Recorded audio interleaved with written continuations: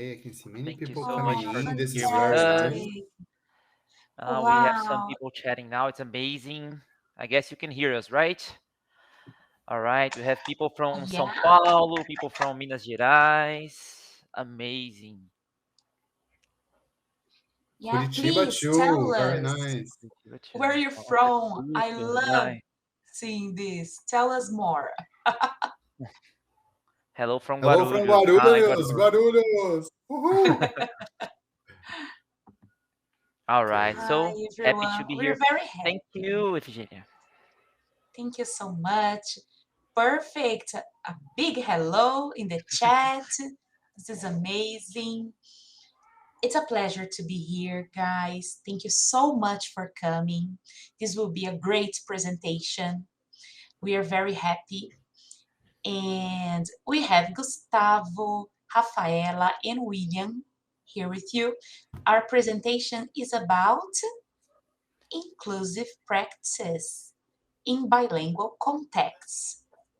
All right, Rafa, very good. So, if I can briefly introduce myself, as you can see on the screen, guys, my name is Gustavo. I'm an ESL teacher since 2014, and the recent years I'm specializing in inclusive teaching in an ESL context. In the past 3 years, I have been working at a bilingual partnership in a regular school in Guarulhos. And our main focus in this school is elementary and middle school levels. I'm also graduating in Portuguese and English languages, and recently I've taken a course at Universidade Federal de São Paulo entitled Formação de Professores para o Trabalho com Educação Inclusiva. In a free translation to English, is preparing teachers for inclusive teaching. And here with me we have Rafa. Uh, Thank you, Gustavo.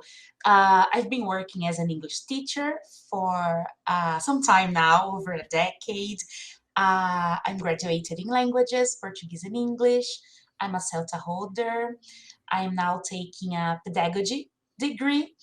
And I love being in the classroom. I love my students, and I believe in giving back all the passion I have with the students and for teaching to all of them.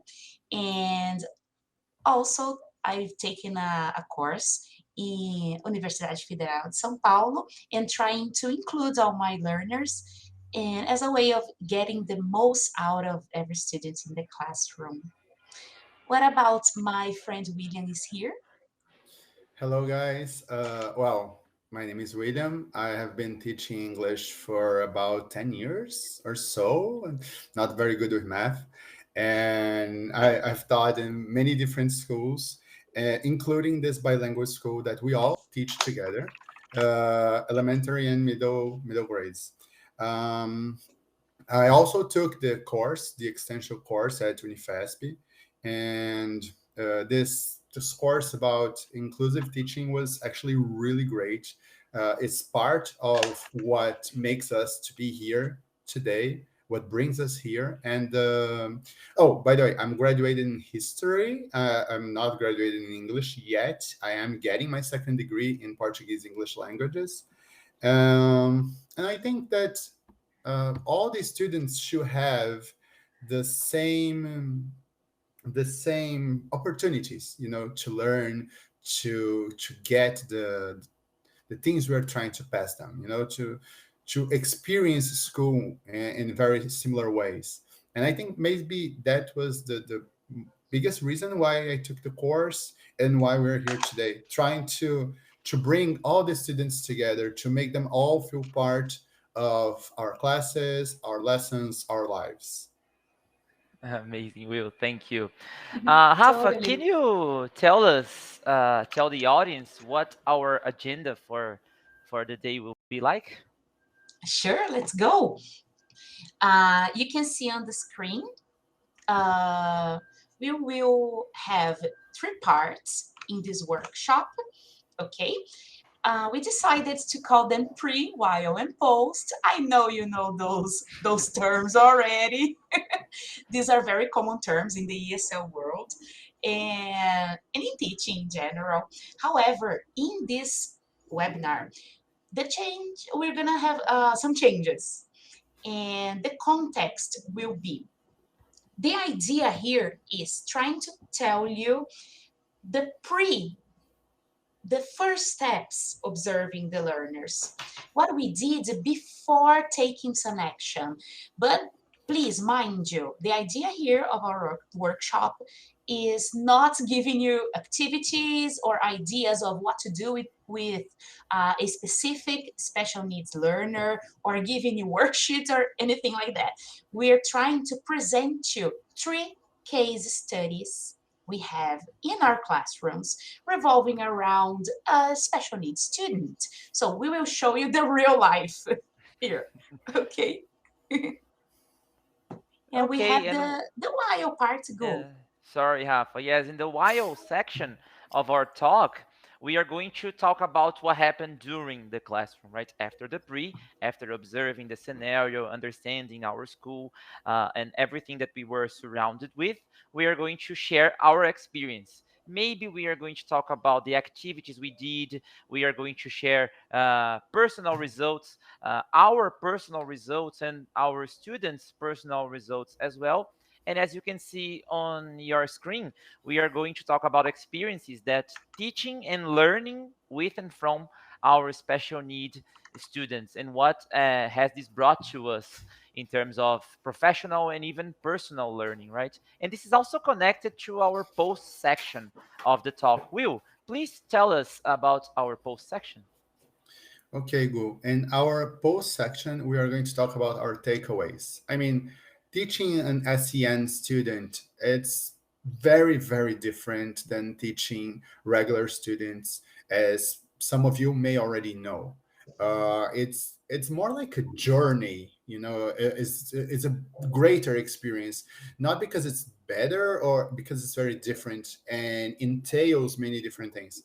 So our takeaways, and this is very personal as well, they are my takeaways about my cases, Rafaela's takeaways, Gustavo's takeaways, and what have we learned from all of this? You know, maybe it will be different from each of you, but when we were preparing this, we came to the conclusion that it was a good starting point, because it can be very challenging and especially very scary to deal with SEN students for the first time, especially if you have no baggage whatsoever, or nobody told you anything, and it's just a student just popped up in your class and you have to deal with that.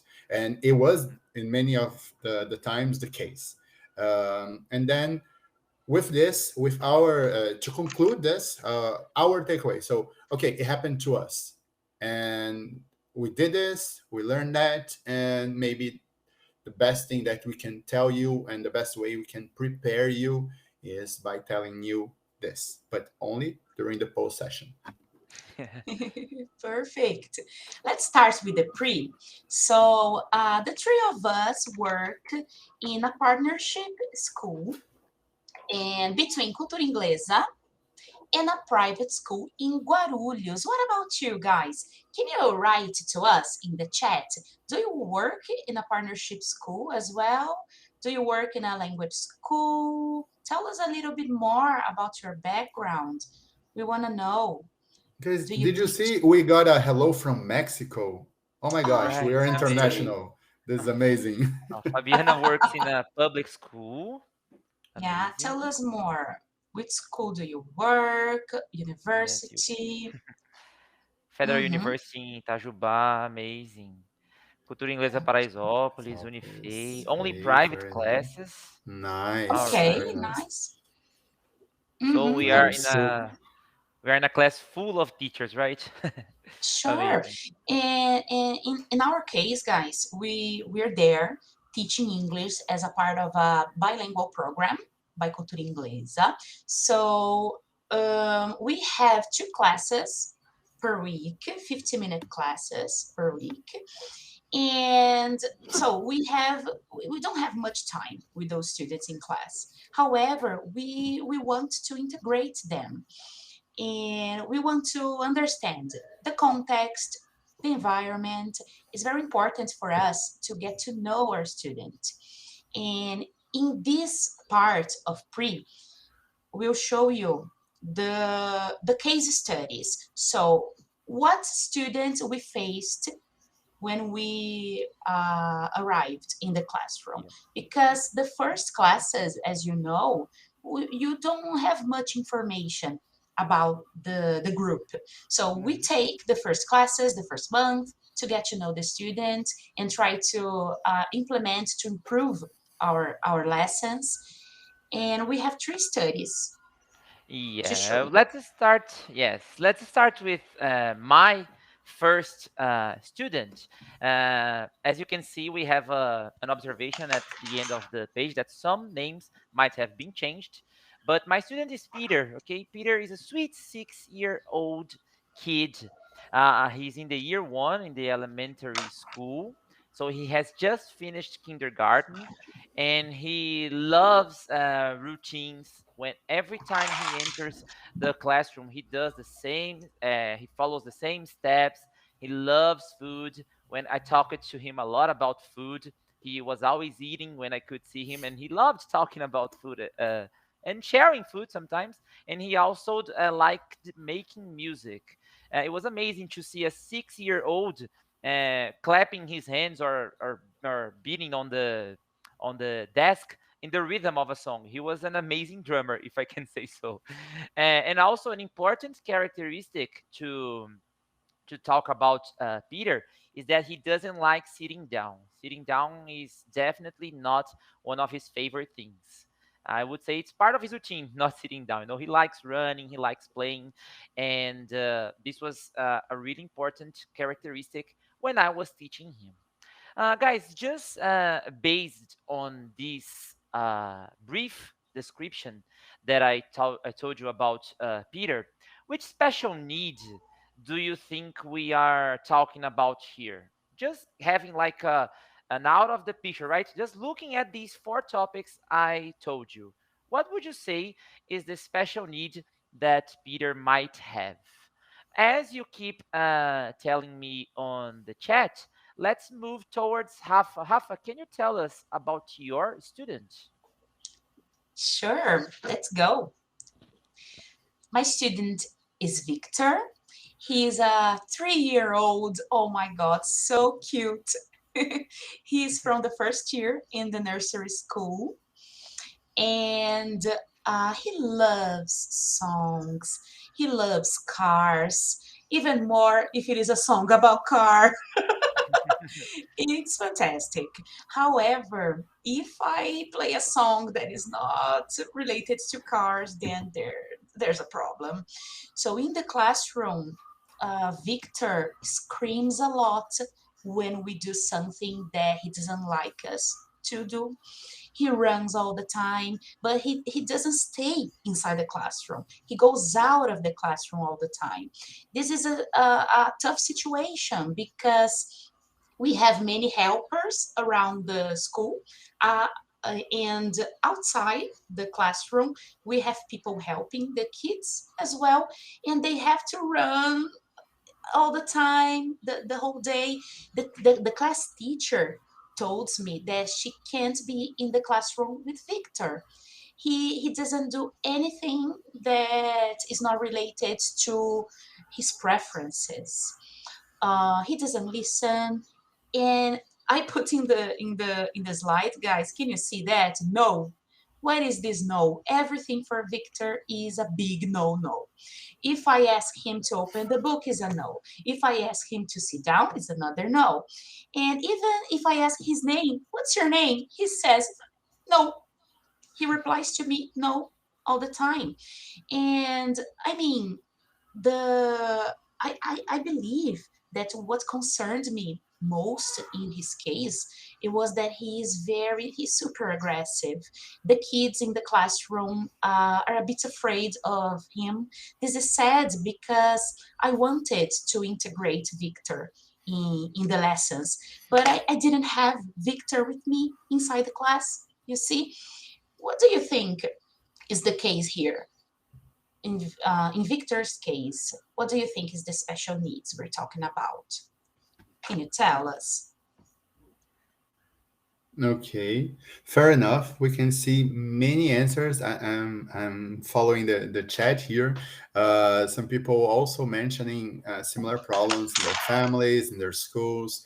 This has been great. So I think what we are presenting today will address like specifically to you guys. I will be close to home. I'm talking about Malu, and she is one of the best people I know. I can say that, even though I only see her twice a week at school, but it's an entirely different relationship. I love that girl. She's like a great 8-year old. I put it there that year two and year three from elementary school, we do have two and three because I started teaching her last year. I'm still teaching her, and that was actually great. But when I mentioned the complete story, I'll start by the first day. Okay, so you will see like in a little longer explanation maybe, but in terms of time, you know how you can see the student growing and things like that. She loves songs. She absolutely adores music, and it's like every class I need to play at least a song for her. I mean, not for her, but the other students, they kind of know that if she wasn't there, I wouldn't be playing songs like so much. She loves loud noises.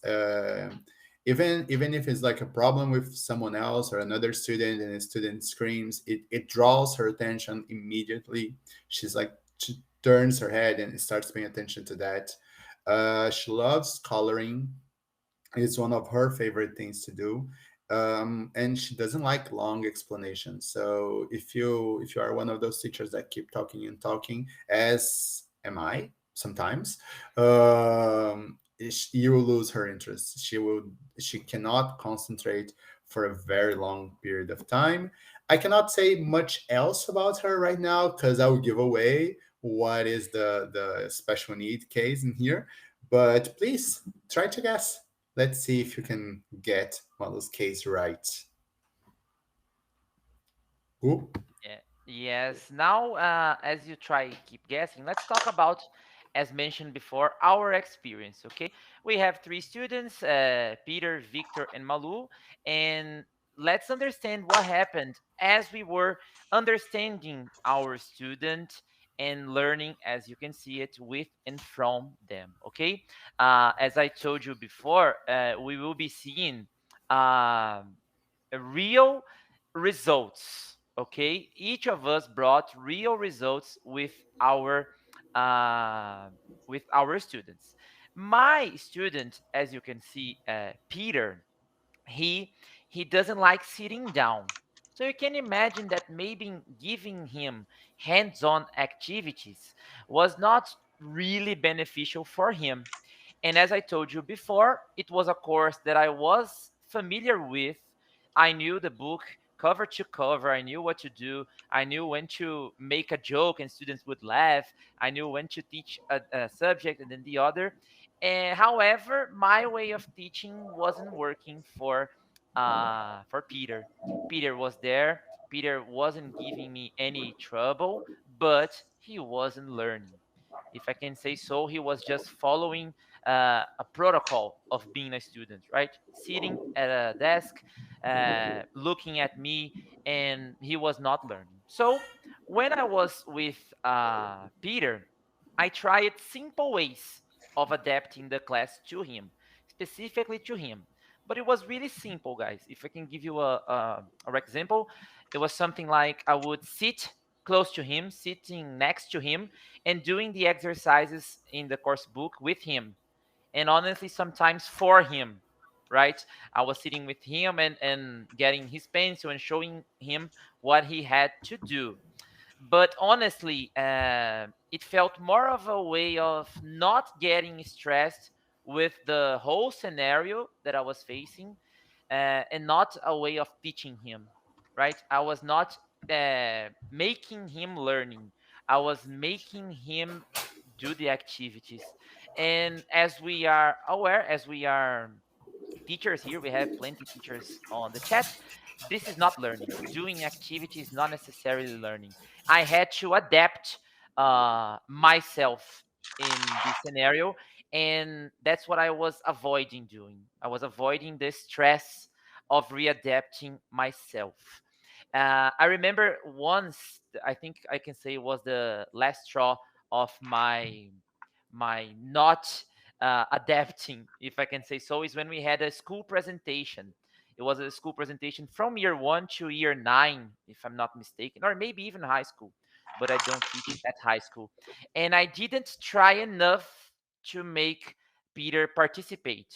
We rehearsed, we did the activities, but when it was time to record, it was a recording, video recording presentation. And when it was time to record Peter's presentation, I wasn't comfortable with the whole scenario. I wasn't feeling like he was producing enough. I tried to solve the problems on my own. I didn't put him in the presentation.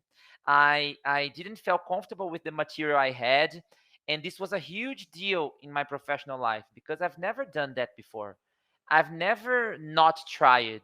I always tried. Why was this happening to me? Why wasn't I trying? I then understood the whole point of teaching an special need kid. Uh, Way before adapting the presentation, adapting the course books, adapting the material, the first thing that should be adapted was me. I should adapt my conception, my point of view towards teaching, and this is what I try to do. I talked to the parents. Fairly, they were a bit disappointed with uh, Peter's presentation, how it went, but we had a nice conversation about making a student feel as a student, not as just not as just being there, but also learning, also participating, also feeling engaged in a lesson. That's what I tried to do. I tried to readapt myself. It's not easy, guys. If you can be honest, it's not easy to readapt yourself, right? There is a famous quote that says that usually goes along the lines, leave your comfort zone. But the comfort zone, by the term, is not something bad. It's good to feel comfortable. We like feeling comfortable. After a long day of work, we just want to feel comfortable in our beds or watching a movie, whatever. So having a comfort zone and leaving out of it is not easy. It's really difficult to readapt. And what I had to do, I had to go back to college. I had to revisit those lessons that I was super comfortable with. And I remember that when I was studying, again going back to college, I heard a quote. I'm so sorry, I'm not going to remember exactly how the quote was, but the idea was adapt the task, not the text. So we should adapt how we see an activity and maybe how we can see the expected results. But we shouldn't adapt the text, the audio, the material itself. And this is what I tried to focus with Peter. I didn't try to teach different things to him, but I tried to understand the different results he might had. And when I did that, I started paying close attention to him. As I mentioned before in the beginning of the talk, Peter doesn't like being interrupted. And there were two things that the moment I started paying closer attention to him and noticing his production, that really caught my attention, and I could understand what was happening.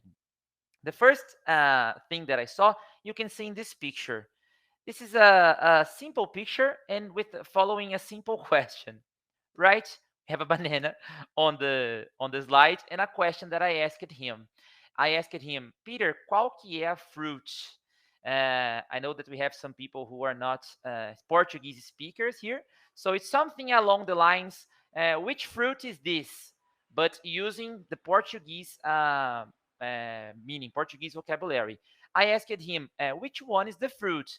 And there was a list with a banana, and there was like a tomato, lettuce, many other types of food.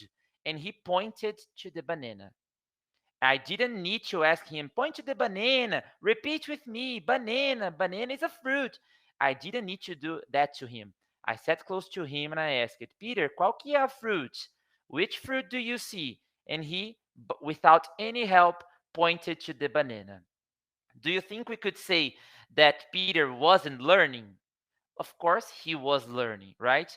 There were other students that preferred drawing a banana when I asked about the fruit. Other students replied, "It's the banana." But Peter, on his own, pointed to the banana and told us it was a banana. Another amazing thing that happened to me was when I was leaving the class, and I think I was super tired, I don't know, and I said, ciao. Ciao is Portuguese for bye, right? I said, ciao, ciao, ciao, guys.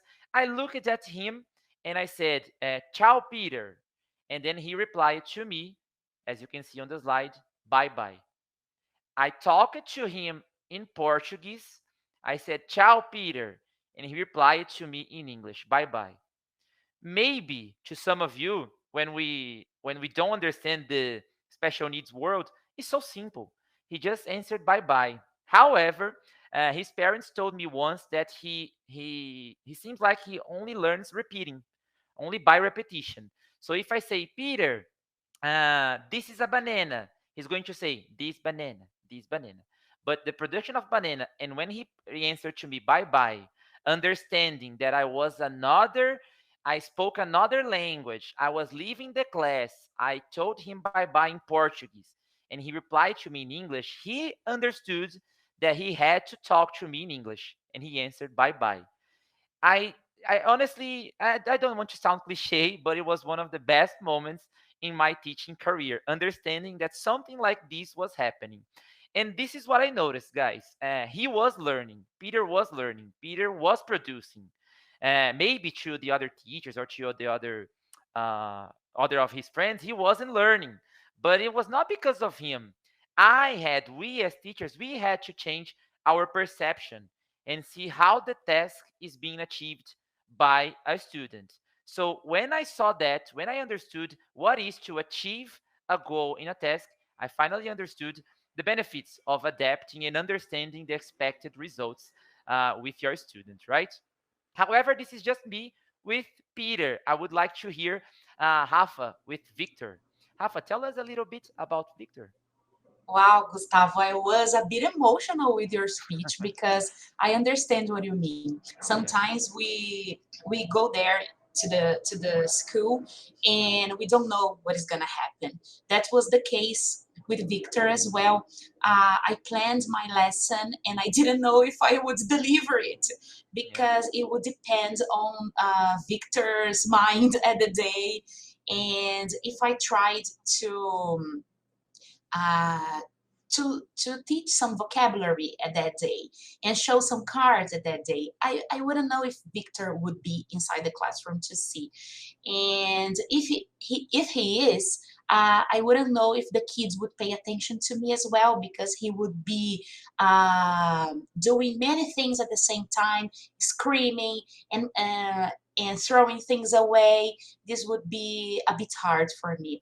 But to I decided to keep it simple. I decided to try some basic things. I thought, well, I have to let Victor free. I need to see this student. I need to see the real Victor. And then I decided to observe him a bit more, not trying to control him because I noticed that this would be a bit of a mistake. Then I told myself, well, let's talk to his family first. The mom told me that she was working from home and she needed to put Victor in front of the television for a long time, and she needed to work. So everything Victor wanted, he would get it. This would be the case. And but I told her, okay, but this is the situation. This is what's happening in the classroom. I noticed that he enjoys some things, but can you help me more? Can you tell me a little bit of what is maybe something he likes more that I could input in my classroom? She just told me, well, he's in love with cars and everything, but I knew that already. I had been observing the student. She thanked me for the support, and at that moment, I knew that I had to work with the family, with the class teacher, and with the school because The mom didn't know what to do as well. You see, she wasn't so aware of the situation. I talked to the class teacher. We thought that maybe um, Victor would present some aspects of some disorders we didn't know, maybe ODD, defiant disorder, maybe another people here told other people were telling me in the chat many other special needs. It would be the case, but we had some of the situations, but not all of them. Then I decided I started watching videos, trying to delve into the characteristics of the students' attitude. And I thought, well, let's talk to the coordinator in Cultura Inglesa as well. She can help me. And let's do a broken routine with Victor. Let's try to get Victor inside the classroom first. Let's integrate the learners with together with Victor. Let's try to build a cohesiveness within the students. Um, then I tried to do some to give some rewards to him. I know that you did this as well. You teacher that is listening to me now, you are giving stickers to the students as well. If you do this activity, I will give you this sticker. If you do this activity, I will play the song that you like. But if the song is not revolving around cars, then I was done. I needed something else. So you can see that after many trials and errors, this is one thing that happened to me in the classroom. Look, on the top pictures, you can see that this is one of the situations. Victor is throwing the book away. In the back of the page, you can see that he's throwing the pencil as well. He's throwing all the materials. In this day, I had a book, but it could be anything. He would throw any material away. Yeah. In this day, I decided to ask him.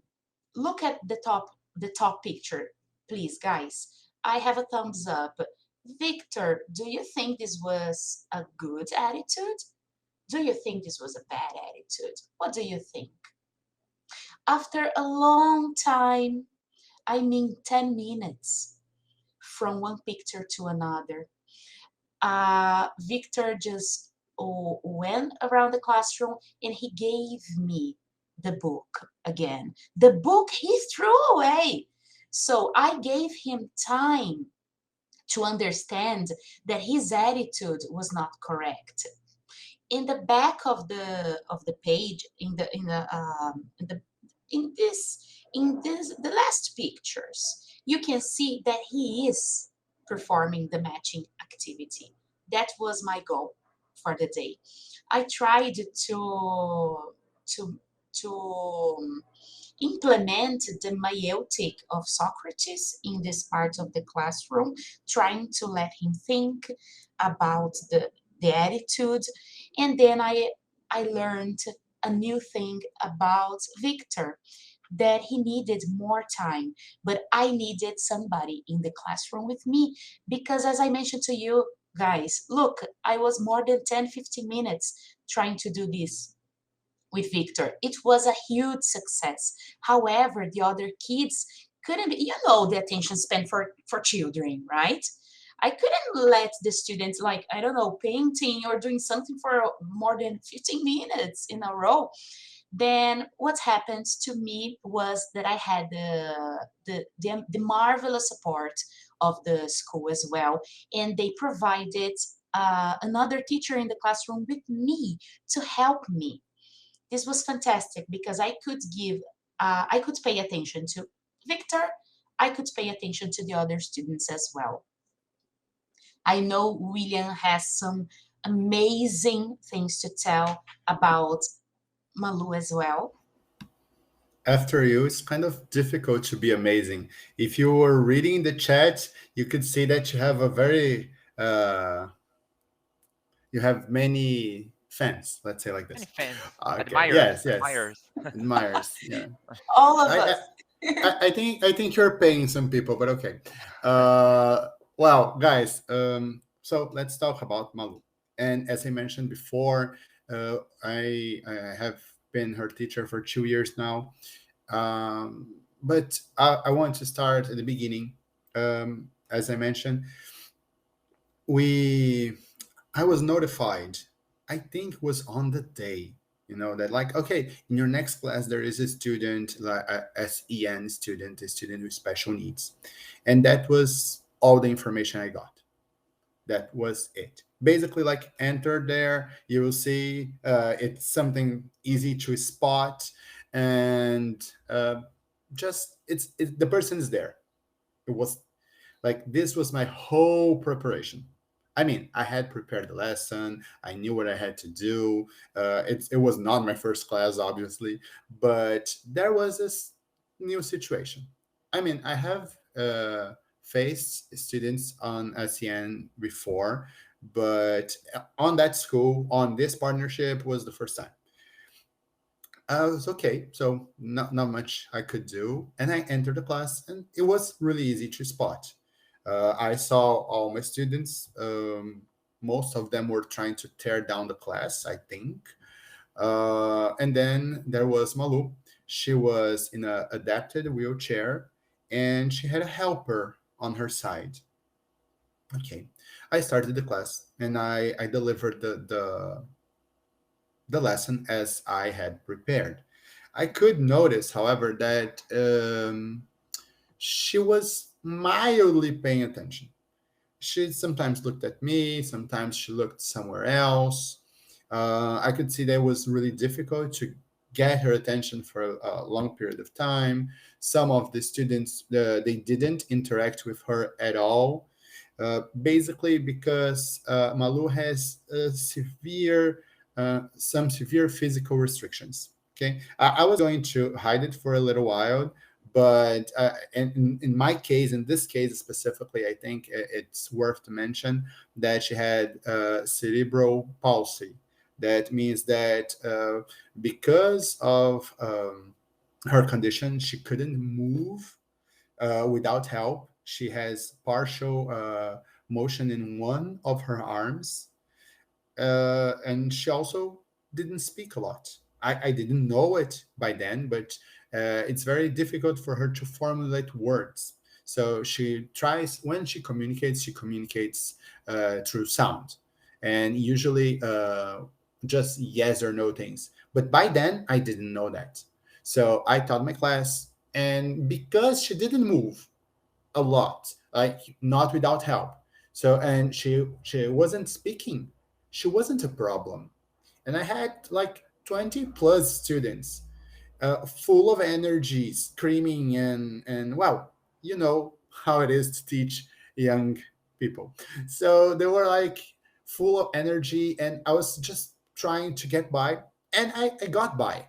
And I think that was the worst thing ever, because I got in a comfort zone. I was like, okay, she has a situation going on, and there's nothing I can do.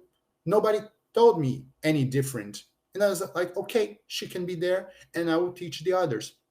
And this kind of worked for a while. But as I grew more aware of my students, as I get to know them, and I, of course, get a better grip on the class, then I could have some extra time, and I could pay more attention to her. And when I started doing that, it was amazing because she paid attention back. She was like, okay, so teacher's talking to me, and she turned her head in my direction with something difficult. It was something really difficult for her. And okay, so I got some information from her helper, but like really not a lot, and I start to introduce her to the activities in a playful way.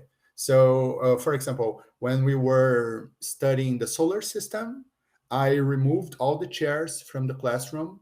I placed her in the center, and I said, okay, Malu is the sun. And then I put my students around her, to talk about the movements of the planets, how is their connection to the sun, why is day in one country and it's night in the other, and it was a bit of a playfulness, of course, because I still didn't know how much was she learning, and I couldn't get a read of her because she didn't produce, and it was scary. It was scary because I had no idea what was going on inside her head, and that was I don't know. I had problems with SEN students before because I have this problem that if I can't touch a student, if I can't connect with him or her, if I cannot teach, I don't sleep well. I know it sounds like a bit of, I don't know, maybe a bit far fetched, but it is true. It is true, especially when I know that I could have done more. So I got bothered with the situation, but I was trying to introduce her to the class, and the students started to accept her better. They were like, okay, today I want to help her. Today I want to be near her. Not all the students, but most of the students, they understood. I didn't have to explain anything to them. And they she became kind of a celebrity. You know, she was in the middle of everything. She was in the center. I always mentioned her. We started to have more music in class because of her. Um, and then there was a point, I think Gustavo mentioned it before, that we decided to do a feira cultural at the college. Like the school has feira cultural, and we were always part of it, but we decided to do one feira cultural only for English, and only for the English classes and in different levels. And that entailed a video presentation. So we had to record the students. And I was faced again with the problem like, okay, if she only plays and still with help, how can I show her parents something? How can I show that she is indeed uh, learning? And to do that, I started to try a couple of different techniques, and it was when I discovered that she would um, engage to binary questions, yes or no questions. So her presentation was about animals. I sit in front of her and I was like, okay, sorry, Malu, do you prefer cat or dog? And in that moment, um, she would make a sound in what was the yes for her. So, cat, yes or no? Dog, yes or no? And then with her participation, we could create the video. And it was, I don't know if it was a success, but it was done. And I got really happy with that. That was more or less at the end of the year. So we finished, and this semester, when we started classes, she wasn't my student. And okay, we always change students, so it was okay. I was teaching up to the point that one day they came to me and they say, okay, Malu is going to be your student again. It was a family's request. They say that she misses your lessons, and I'm sorry. Uh, yeah, I know, I know. I got emotional in this part. Um, I couldn't tell how happy I was to make a difference in her life, to to to make a family that doesn't know me, that wasn't in class, that couldn't see what I was doing with her, realize, notice that she was missing my lessons, and that not because of me but because of her, because she would be part of it. And then I think that together with the course we took on Unifesp, that was a turning point because I could learn more about her and I could change my view. And then I was like, okay, so how do the other teachers do? Because nobody had never told me anything like that. So like, okay, how do you do it? And I start to ask the other teachers, and I start to see, and then I discovered that she had she goes to ACD, so she has a support because her family is still taking care of her. And then I discovered that she had books, not books like student books that we have for other kids, but she had handmade books. And I was like, okay, how do we make one? This was the result. Okay. Of course, I didn't do it alone. Her helper, she really helped me as well. This is like a very big piece of paper. It's like A3. And then every single activity I adapted, we printed, we posted there. For example, in here, I don't know if you can see, we were studying living things and non-living things, and it was really difficult. It's a really difficult topic for them. So we separated living things, and she painted one color, non-living things in a different page. She painted in a different one, and then we presented her mixed images so she could paint with help, of course, but she could tell what were living things and what weren't. It was her way to demonstrate, like, okay, I got it, I understand this. And even so, with more elaborate projects, like when we studied plants, so we got like real parts of plants, and then people could glue. The students could glue on their tasks. Also, there was a part that you can see it was drawing, and if you can see, there are some phrases here that was the helper that wrote, because she stays by her, and it's like, okay, is this a flower? Are these leaves? And then she will make little notes for their parents, for her parents, so they know what she's learning, and she is in fact learning, even though that is extremely difficult to tell. But when we open up to them, that's why I said it before, she's like one of the best people I know, because you know them and you can see if they're happy or not, and you know that it's genuine. There is no agenda behind it, you know. It was just great. It was just great. So it was not the first thing I did. It was not easy. It was not simple. It was not given to me. It was something that I had to discover. I had to, take a course to learn. And in the beginning, to be really honest with you guys, I didn't like the course. Gustavo and Rafaela, they are here. They cannot let me lie. I talked to Gustavo. I was like, Gu, why? Why am I taking this course?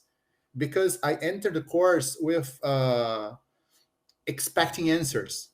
Okay, so your student has disabilities. Your student has this. Your student has that. Your student is. And we discovered that this is not even the way we talk about it. It is a whole new world. It is a travel. You need to travel with your student. You need to enter Mm-hmm. his or her world, and then you would like, okay, now I can touch you, now I can get you, now we can talk about it, and you can learn. It's really, really, it is exhausting. Okay, sometimes you get the teachers not almost crying in the teacher room, like not knowing what to do. We don't know what to do, we don't have the answers, but we can share what happened to us, and that's what Yeah. happened. It is trying and trying and trying and get exhausted and failing and trying again, never giving up. Yes, it is extremely exhausting. Extremely exhausting is beautiful, right? It is exhausting because you also have the other 20 plus students or 10 plus students that you have to pay attention to, but it's possible. And if you would allow me, I just want to show you one more set of pictures. This is not from Malu. This is from another student. Um, And this is a student that doesn't have the book, doesn't pay attention, cannot stay uh, in his chair, has many different things, but he likes visual things. And it was during one of the activities that I discovered that. So as you can see on the first picture, you have the book that I was displaying on the board, and he should mark some of those things. And he didn't know, he didn't have the book, but he marked on my computer. And when that part was done, I wrote down and I made drawings of the things we were learning that were things from school. And he could copy them. He could copy, not only copying the words, but reinterpreting the drawings. And he could get the ideas. Then he could say things. But it was this one was almost by accident because one of the days he was like, can I use the board? I was like, okay. And I was teaching and he was in the board. And then when I saw he was copying everything, so I was like, okay, you can do that. I didn't know. And those things, they happen if we pay attention to them, if we open our eyes, if we keep trying, if, as Rafa said, we talk to the family. Because some families, they go to school and they say like, okay, my kid is here just because my kid needs socializing. And that's horrible because they all have so much potential. They all have Yeah, this so is much a to say. takeaway as well. Yeah, I think I kind of overstepped a little bit. I'm No, no, sorry. you didn't. Don't No, worry. no way. But anyway, yes, our next part is the takeaway, right? So But do it's you the do you post. think this is a takeaway? Will the part in which you showed the last student? This is Maybe, something that you did with another student. So it was amazing. Yeah. maybe, yeah, yeah. Yeah. I think like the Wow. takeaway is the thing we learn, right? So the takeaways are the things we learn, and Mhm. I learned to step down my teacher's role to say, Uh-huh. okay, you are like this, Mhm. you think like this, you work like this. Okay, now I need to work with you. As Gustavo said, I need to adapt. Yeah. I need to be Mhm. to be better. I think in a short way, teaching SEN made me a better teacher. Studying SEN made me a better person. I think maybe that's my Amazing. takeaway. Amazing. Oh, If I can give you my takeaway related to my experience with Peter, was that when we talk about two kids, if you talk to a parent, no parents will tell you that their kids are the same. They have two kids. They won't tell you that their kids are the same, even if they are twins. They won't tell you that. Imagine a room with 16 kids, right? Everyone is different from each other, and we as adults, as teachers, we have our special needs. mm, Me, for instance, I can't concentrate. I can't prepare a lesson if I have people around me. I need to be alone, maybe listening to classical music to prepare a lesson. So this is my special need. Would it be different with kids? Should it be different with kids? Of course not, right? They are individuals. They have their own characteristics, their way of thinking, and they have their preferences. So each one is different from each other. When we understand their diagnosis, this might help us, right? And going back to Peter, some people said that he has ADHD or ODD. Peter is in the autistic spectrum, right? So when we understand the diagnosis, it might help us. But this year, just as a quick observation, I've got two other kids that, by medical terms, they are in the same category or they are the same personality as Peter, but they are three different behaviors. One likes running to the board and pointing to the right answer. The other one likes to speak from his desk the correct answer. Peter was only pointing from his desk. One likes to run, the other likes to sit and paint. So they are different from each other because they are kids, and kids are different from each other. Wouldn't you say that pointing, running to the board, or speaking, aren't they learning the same content? Of course they are, right? So if I can leave you with one quick thought, is that adapting a lesson is not easy, is not sunshines and rainbows, but the satisfaction of trying your best, succeeding and failing, and understanding your student is definitely one of the best feelings I've had in my professional life. There is no secret, guys. We should study the student. We shouldn't study the disease. This is what I can feel from my experience with Peter. What about you, Rafa? Uh, with Victor? Yeah. Victor taught me many things. And one of the things that I consider the most now is that I was, like William said, I was in Unifesp course uh, thinking about that. What is Victor special need? What is it? I want to know. Sometimes we urge for this answer. We arrive in the classroom and we ask the teachers, okay, but what is the condition? What is the case here? I want to know. So I can do something with my lessons and I can prepare everything. And we forget to observe the student.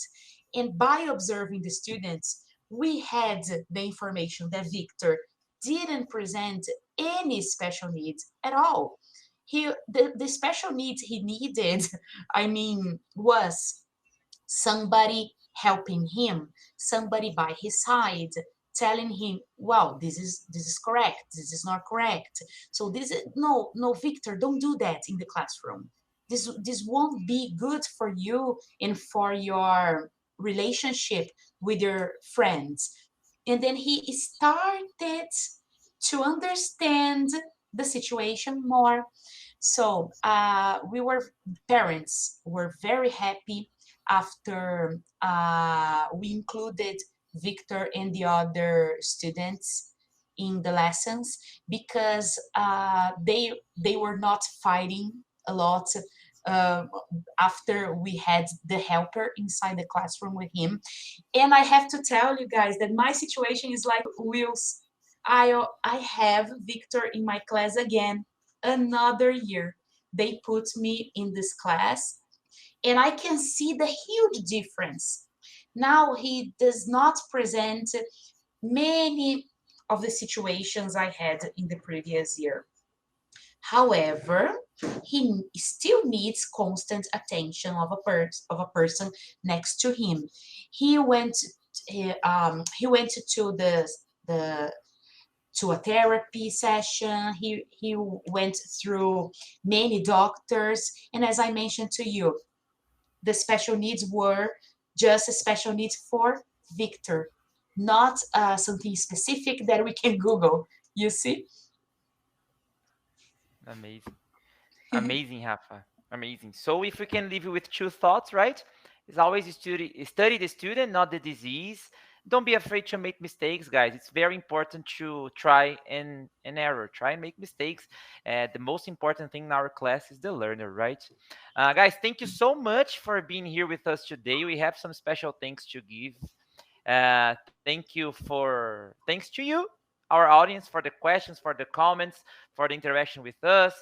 Also, we would like to say thanks for our partner school, who is always there with us, providing our good communication with the teachers, our academic coordinator at Cultura Inglesa, our head teacher, who was hugely important in this preparation for this talk. Also, we would like to thank the Federal University of São Paulo for providing us with such a great course. And we have one many special thanks, right, Will? Yeah, our students, they are the reason. They are what makes us, want to sleep less so you can read the text for the next day, or when you are it's Sunday night at home and you want to chill with your family, but you're like, okay, if I do that, that activity will not be there, that student will not learn. I mean, Yeah, of course we are working, we are humans with flaws, we have flaws, but we try. And I think that's the key, try, yeah, because when you try, even if it's not correct, it's not perfect, it's not excellent, is way better than most of the teachers that don't even don't even try, don't even start. Okay, so go there, reach out. When you feel them reaching back, is the best thing in the world. exactly. All right, Hafa, Rafa, you're you are on muted. mute. sorry, No, Paula. no Sorry. problem. It's because sometimes we do want to do something, and as you said, we don't have much time. In this case, let's keep it simple. Let's try to do something that we didn't try with in the classroom before. Sometimes we try to do so many different things. We try to bring something shocking to the classroom, like we should perform a concert, a show, and it's not Yes. about that. Sometimes simple is the best, and the students usually cope with that as well. Let's give them our contacts. What do you say, Yes, guys? please. If you want to talk Sure. to us, guys, feel free to talk to us through our emails, okay? Everything is at myclass.com, gustavo.caldas, rafaela.constant, and william.f.